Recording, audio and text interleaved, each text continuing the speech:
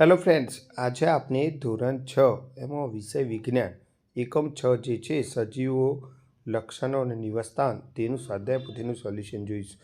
બરાબર. એમાં શરૂઆતમાં જ MCQ ક્વેશ્ચન આપેલા છે. એમાં પહેલાં તળાવ, પછી બીજામાં સી આવશે, ત્રીજામાં બી આવશે, ચોથામાં સી આવશે, પાંચમામાં સી આવશે. બરાબર.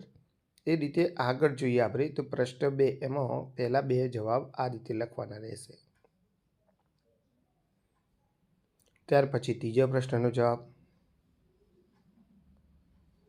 ત્યાર પછી ચોથો પ્રશ્ન જે છે આ રીતે નીચેલા આપેલા સજીવો તેમના નિવાસસ્થાનને આધારે વર્ગીકરણ કરો. એમાં આ રીતે વર્ગીકરણ કરવાનું છે: જંગલમાં, રણ અને પાણીમાં.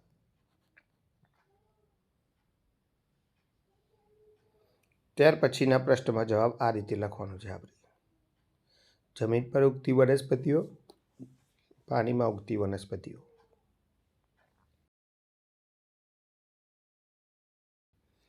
ત્યાર પછી તફાવત લખવાનું છે આપણે જૈવિક ઘટકો અને અજૈવિક ઘટકોનો આ રીતે.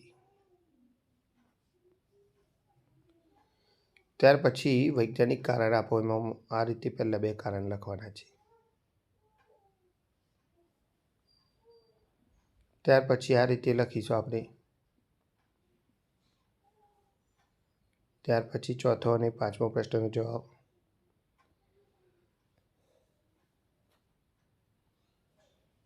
આ છે છઠ્ઠો અને સાતમા પ્રશ્નનો જવાબ.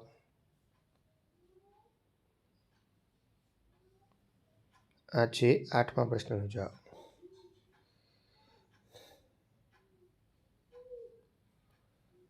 આ છે પ્રશ્ન 6 માં આગે મુજબ જવાબ આપો. એમાં પહેલા પ્રશ્નનો જવાબ આ રીતે લખવાનો રહેશે.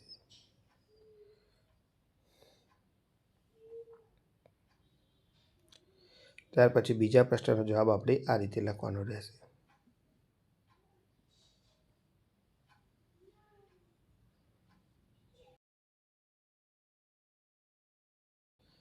આ છે ત્રીજો પ્રશ્ન: વનસ્પતિ પ્રજનન કરે છે, સમજાવો. ત્યાર પછી ચોથો પ્રશ્નનો જવાબ.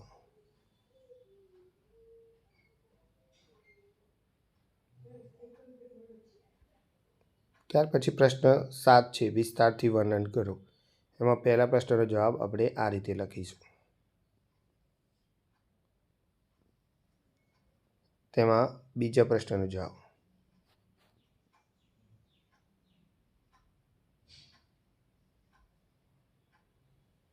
ત્યાર પછી તેમાં ત્રીજા પ્રશ્નનો જવાબ આ રીતે લખવાનો રહેશે.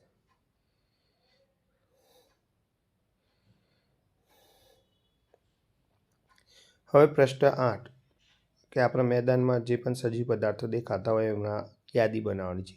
સજીવ પદાર્થો અને નિર્જીવ પદાર્થોની. ત્યાર પછી પ્રોજેક્ટ વર્ક છે કે ભૂ નિવાસસ્થાનમાં દેખાતા પ્રાણી અને જલીય નિવાસસ્થાનમાં આ રીતે આપણે ફોટો લગાવવાનો છે. તમે ગૂગલ ક્રોમમાં અથવા છાપામાંથી ન્યૂઝપેપરમાંથી પણ લગાવી શકો છો. એમાં ભૂ નિવાસસ્થાનની વનસ્પતિ અને જલીય નિવાસસ્થાનની વનસ્પતિ. બરાબર. ત્યાર પછી તેમાં છેલ્લો છે અનુકૂલન એટલે શું. તેમાં જવાબ આવું લખવાનો છે. અને સૌથી છેલ્લો પ્રશ્ન આ રીતે પરિબળ અનુકૂલન અને પરિસ્થિતિકીય અનુકૂલન આ રીતે લખવાનું રહેશે. આ સાથે આપણો વિડીયો પણ પૂરો થાય છે. Okay, good bye.